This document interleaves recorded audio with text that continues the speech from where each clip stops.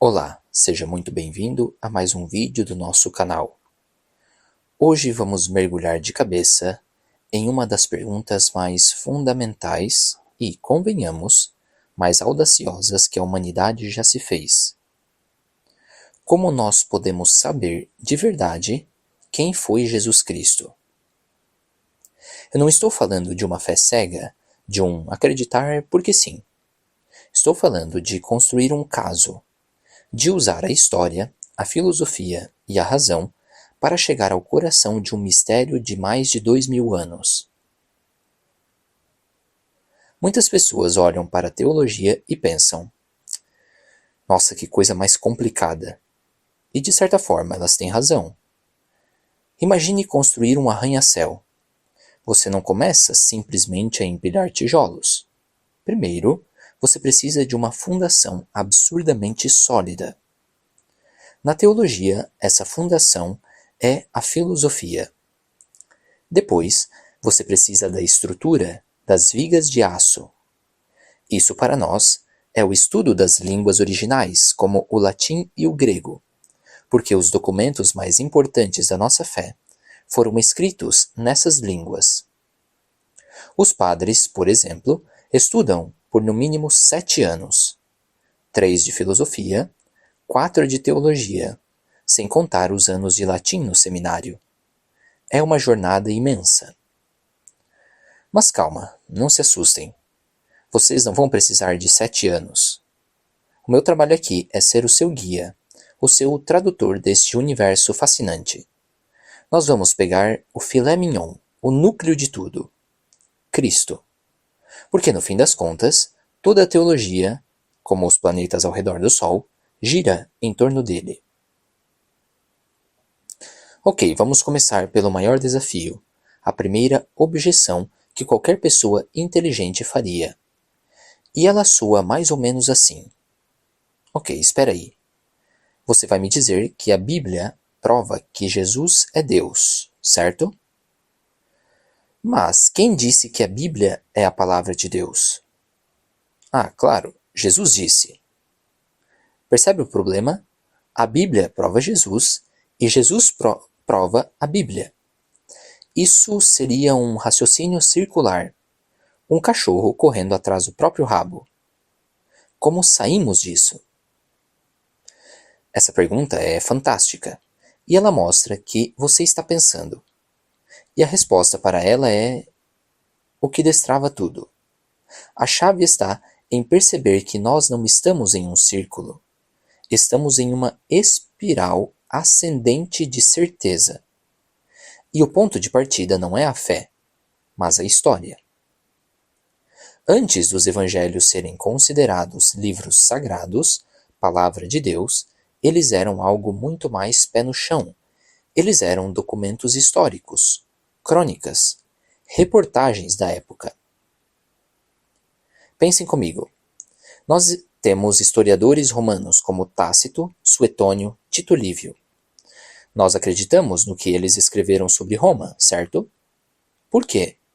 Porque eles escreveram no calor do momento. Tito Livio escreveu sua história de Roma enquanto estava cercado por romanos, cujos avós e bisavós viveram muitos daqueles eventos. Se ele inventasse algo absurdo, alguém na rua gritaria: Ei, Tito, meu avô lutou com Aníbal e não foi nada disso aí que você escreveu. Mas ninguém o desmentiu. Agora vamos aplicar essa mesma lógica, esse mesmo rigor histórico aos evangelhos. Os apóstolos não escreveram suas memórias 300 anos depois, num país distante. Eles começaram a pregar e a escrever ali mesmo, em Jerusalém, na Judéia, na Galileia, para as mesmas multidões que ouviram Jesus, que viram seus milagres, que o viram ser crucificado. Imaginem São Pedro pregando em Pentecostes e dizendo: aquele Jesus que vocês viram curar o cego de nascença. Se fosse mentira, a multidão não se converteria, a multidão riria. Alguém do meio do povo gritaria: que cego, Pedro! Eu sou vizinho dele, ele sempre enxergou muito bem. Mas ninguém fez isso. Ninguém, por mais que odiasse os cristãos, se atreveu a dizer: essa história é falsa. Nem os romanos, nem os judeus. As primeiras tentativas sérias de desmentir os evangelhos só apareceram no século II, quando todas as testemunhas oculares, absolutamente todas, já estavam mortas. Muito conveniente, não? Portanto, o primeiro degrau da nossa escada é este. Os evangelhos são os documentos históricos mais bem atestados da antiguidade. Ponto final. Isso não é uma afirmação de fé, é uma afirmação da ciência histórica. Ok, se os evangelhos são historicamente confiáveis, o que eles nos contam?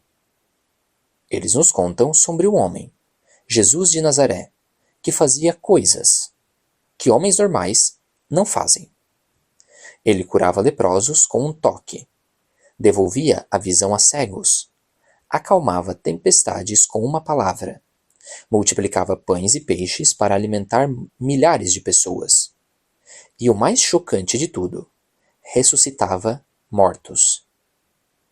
E ele mesmo dizia várias vezes: se não acreditam em mim, acreditem nas minhas obras. Vejam o que o Pai está fazendo através de mim. Pensem nisso. O milagre é como o selo de autenticidade de Deus. É a assinatura dele na tela da realidade. Quando a realidade se dobra de uma forma que a ciência não explica, é um sinal de que o autor da realidade está presente. As profecias também. Só Deus conhece o futuro que depende da nossa liberdade. Nem os anjos, nem os demônios conseguem prever isso. Então, as obras de Cristo, seus milagres e profecias cumpridas, são a prova externa, histórica, de que sua autoridade não era humana. Ele tinha o selo de Deus. E agora, com essa autoridade provada pelos fatos históricos, o que este homem, Jesus, faz? Ele valida todo o resto. Ele diz: sim, as escrituras do Antigo Testamento são a palavra de Deus. E ele ensina seus discípulos, que depois escrevem os evangelhos sob a inspiração do Espírito Santo. Viram, não é um círculo, é uma linha reta e lógica. Os evangelhos são livros históricos confiáveis. Esses livros relatam obras, milagres, que provam a autoridade divina de Jesus. Com essa autoridade estabelecida, Jesus nos confirma que a Escritura é de fato a palavra de Deus. O círculo foi quebrado e o caso está de pé. Mas a história não acaba aqui, porque a mente humana é muito inquieta. E séculos depois, especialmente na Alemanha e na França, surgiu uma nova onda de ataques. Não mais contra a história, mas contra a nossa própria capacidade de conhecer a história. A nossa capacidade de conhecer qualquer coisa, na verdade. Surgiu o ceticismo moderno. A ideia de que talvez a nossa mente seja incapaz de conhecer a verdade. E o grande nome aqui é Immanuel Kant. Kant disse algo mais ou menos assim: imagine que você nasceu com óculos cor-de-rosa e não pode tirá-los. Você vê o mundo todo em tons de rosa. Mas você pode dizer como o mundo é de verdade, tirando os óculos? Não. Para Kant, nossa mente é como esses óculos. Nós conhecemos as aparências, os fenômenos, mas nunca a coisa em si, o noúmeno. Isso, levado ao extremo, destrói a história, a filosofia, a teologia. Só sobra a matemática e a física, que lidam com abstrações. Depois de Kant, veio Hegel, que foi ainda mais longe. Para Hegel, tudo está em constante mudança, em um devir.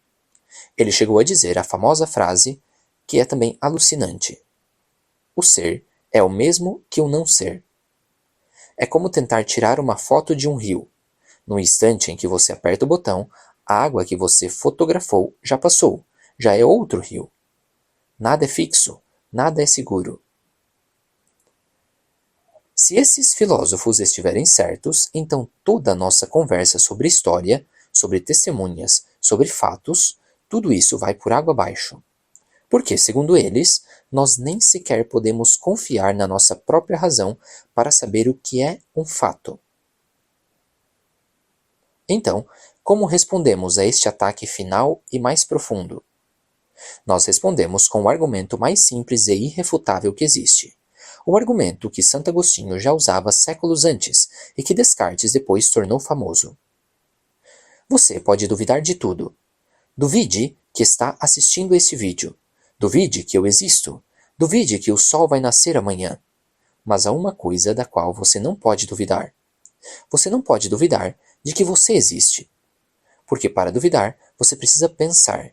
E para pensar, você precisa existir. Penso, logo existo. A própria ação de duvidar prova a sua existência. E se você sabe com certeza absoluta que existe, então o ceticismo radical está morto. Sua mente pode conhecer a verdade, pelo menos uma verdade. E se ela pode conhecer pelo menos uma verdade, talvez ela possa conhecer outras.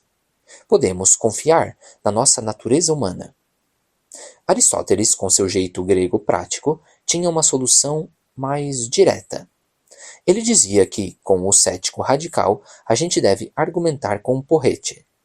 Se ele diz que nada é real, que a dor é só uma ilusão, uma boa paulada resolve a discussão bem rapidinho.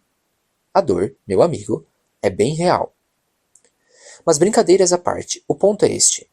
A base de todo conhecimento, inclusive o conhecimento teológico, está na confiança na natureza humana, na nossa capacidade de raciocinar e conhecer a verdade. Então, vamos recapitular esse vídeo. Começamos com o aparente círculo vicioso, mas o quebramos com a história, tratando os evangelhos como documentos confiáveis que são. Vimos que esses documentos relatam as obras de Cristo, que funcionam como o selo de Deus, provando sua autoridade única. Com essa autoridade, ele nos deu a chave para entender as Escrituras. E finalmente defendemos todo esse edifício do ataque do ceticismo, mostrando que a base de tudo é a confiança na nossa própria razão, na nossa capacidade de conhecer a verdade, começando pela verdade da nossa própria existência. E aqui, deixo vocês com uma frase poderosa de Blaise Pascal, um gênio da matemática e da filosofia. Ele disse: "Eu só acredito em testemunhas que se deixam degolar." Os apóstolos, Mateus, Pedro, Paulo, quase todos eles morreram como mártires. Eles não morreram por uma boa ideia. Ninguém vai para a cruz por uma mentira que ele mesmo inventou. Eles morreram porque tinham uma certeza tão avassaladora da verdade do que viram e ouviram que a própria morte se tornou um detalhe insignificante. E essa certeza é o nosso ponto de partida. Agora que estabelecemos a fundação, que provamos por que podemos confiar nessas fontes, no próximo vídeo nós vamos finalmente abrir a porta. Vamos mergulhar no coração do mistério da encarnação. Como Deus, o infinito, o eterno, o criador de galáxias, pôde se tornar um bebê indefeso em uma manjedoura. Preparem-se, porque a jornada só está começando. Fique com Deus e até a próxima.